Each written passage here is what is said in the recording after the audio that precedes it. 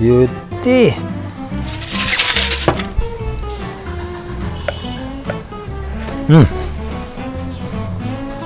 Nice, nice! Hello and welcome to Goma at Home. Today's episode, we're not making just one snack, but we're making two snacks. And we'll call this Sweet Honey Kitchen Snacks. We'll be using, of course, Langnese Honey. We'll be making a fruit parfait and banana smoothie. Okay? First, gagawin natin yung mag-prepare tayo ng granola. Granola is a mixture of nuts, oats, some dried fruits, and some honey. Okay? Some parchment paper and prepare yung granola natin dito. We'll put some old-fashioned, these are called rolled oats. So we have almonds, and then yun, chop lang natin siya. What I'll do is I'll put a mixture of chopped almonds and some almond slivers, no? Yung sliced almonds para iba yung texture, although the same, pero iba yung texture niya. Beautiful. Sarap, oh. So what we'll do is put this here. Yun. Yan. And then some pistachios naman. We'll also chop some pistachios. Yung pistachio, ganda, oh. Ganun din. We'll put in lots of this. This is so good. Actually, kahit ganito lang mismo to, ang sarap na siyang gawing pang snacks. And then, we'll preheat the oven at around about 300. Just let it cool down a little more.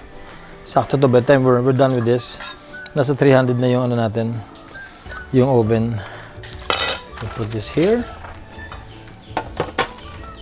Nice, ganun lang. And then, lagyan natin ng almond slivers. Yun.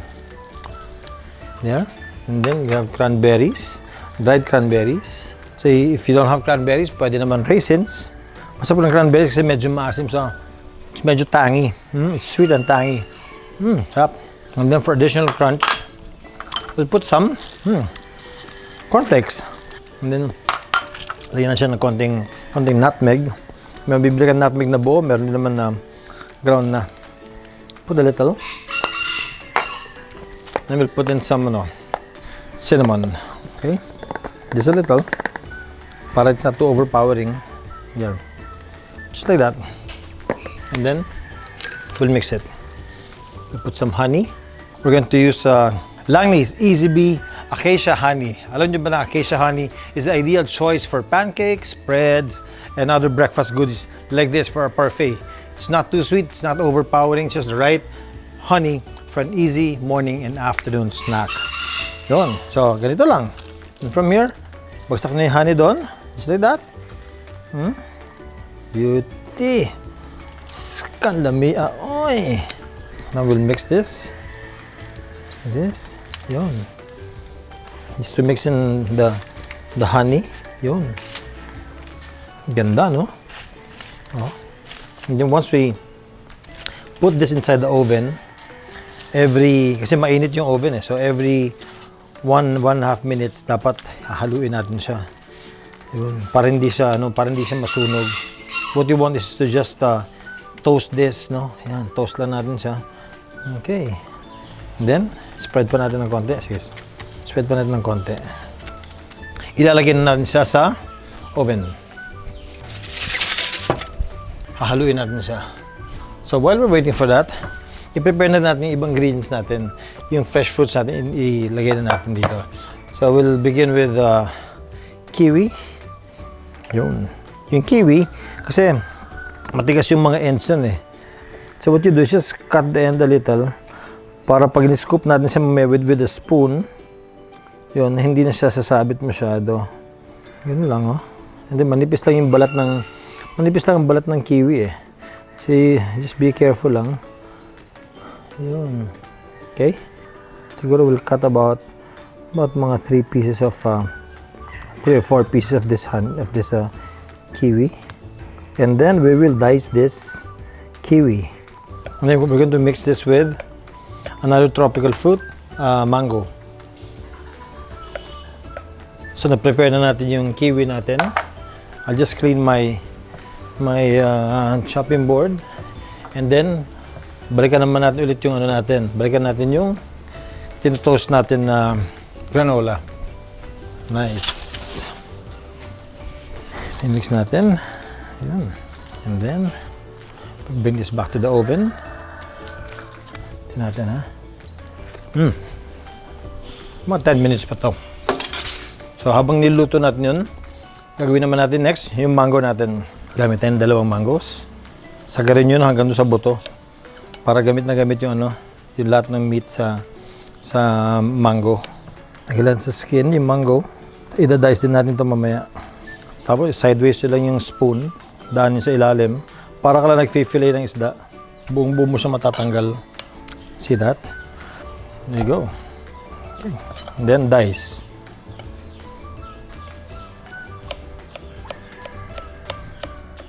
Gagawin na natin, isasambalan natin ito dito. Yun. So, next, checkin natin yung granola natin. Beauty. Ko, init. Whew! Ang bango. Nice. A little more. So now we have this. Gagawin natin, i-mix mo lang. And then, i-layering natin ito mamaya. When we put this sa glass natin, layering yan. Put this here. Next naman na ipiprepare natin is our yogurt. Okay. 1 whole of this. It's about 500 grams. Yun, no? And then, haluin na natin siya. So with the yogurt, lalagyan natin siya ng honey. Langnese BEC Acacia honey. Yun. Sarap to when you mix yogurt and honey. Yung yogurt kasi tangis siya, no? Medyo may konti siyang asim. So, tapos with the sweetness of honey. Alam niyo ba na honey is more than just a sweetener.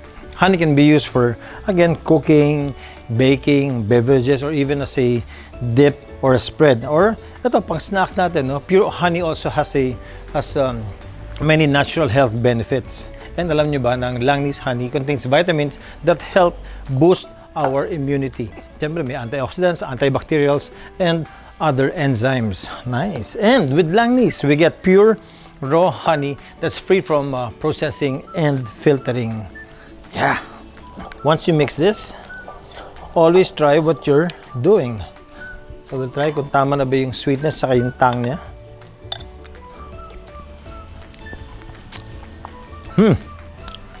Sarap. Wow, almost done. Ganda ng pagka-brown niya. Last 3 minutes of this. And then, we'll let it cool.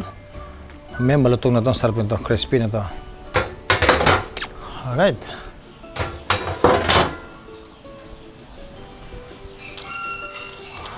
Beautiful. So, it's toasted already. So, what we need to do right now is just to cool this down. Pag lamig nito, magiging malutong na ito. So, give it about 5-10 minutes para lumamig siya. No, under an electric fan or huwag niya lalagay sa refrigerator. Kahit electric fan lang, okay din. Or just leave it exposed. And then, lalamig din. Then, magiging crunchy na siya. So, now na medyo malamig na siya, what we'll do is, ililipat na natin sa bowl. Okay? Okay? Gamitin na ito. Sayang. Madikit siya, sa parchment paper. Crunchy, narinig niyo ba? Crunchy na siya, oh. Nice. Put this here. And then, handa natin yung glass natin. Hindi natin i-prepare yung parfait natin. Unahin mo natin yung yogurt and honey mixture natin. What you do, just put it there. 2 tablespoons. If you're preparing a lot of servings, mas maganda kung yung style mo parang production line para nakikita mo siya na yung pag-build up niya. Next naman yung granola. Yung binake natin na granola kanina. See, oh. See how nice it is? Crunchy, oh. So we'll put one there. Yan. Nice. Okay. And then yogurt and honey mixture. Beauty. Nice. Next, our fruits. Remember, kanina nag-prepare tayo ng fruits. So, fruits. Fruits here. Kiwi and mangoes. Look at the play of colors. Ang ganda ng colors. Iba-ibang kulay niya. Green and yellow colors. Wow. Beautiful. Put some more. A little more. Sakto for 5 servings yung ginawa natin. Look at this. Eksakto talaga. Sakto. 1 tablespoon. There you go. Top it again with our granola. Nice. I'm happy with this. Beautiful.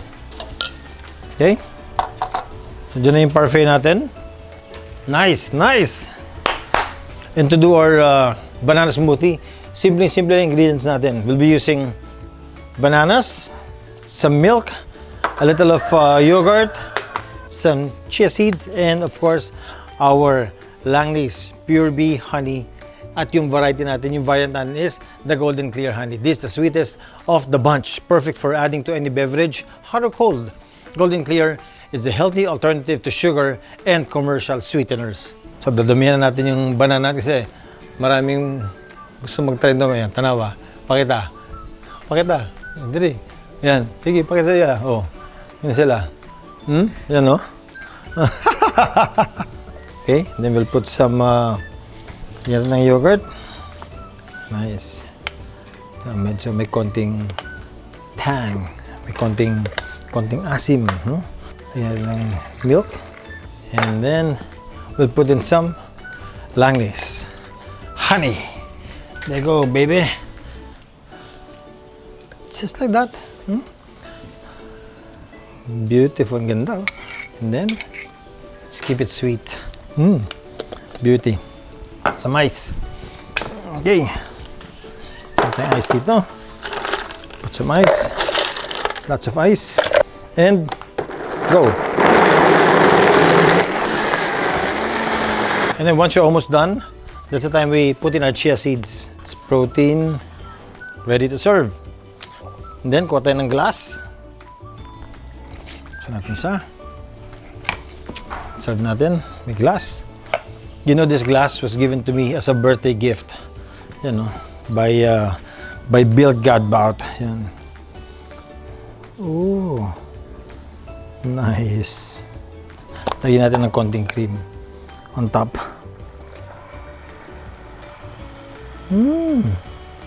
Then, lagyan natin ng konting abubot to make it look very presentable and appetizing. Here's our sweet honey kitchen snacks. We have fruit parfait with granola and banana smoothie using our Langnese Golden Clear Pure Bee honey and Langnese Acacia honey. Okay, Langnese honey is a kitchen staple because it's a flexible ingredient that's easy to use with all its possibilities. Langnese honey brightens my mood and brings joy and creativity back into my cooking while being good for our health. And Langnese is available in our leading grocery stores, Mercure Drug, Lazada, Shopee, and AceMarket.ph. So, ito na. Let's try this. Juliana? Come here. I'm ready to try. Let's try this. This banana smoothie. This granola and mixed fruits with yogurt parfait. Can I try this? Try it. Yeah. What is in this? It's just banana, yogurt, and ice, and milk, and honey, of course. Now let's try this. You wanna try? Like this little... Oh man, that's good. Let me try this. Try this.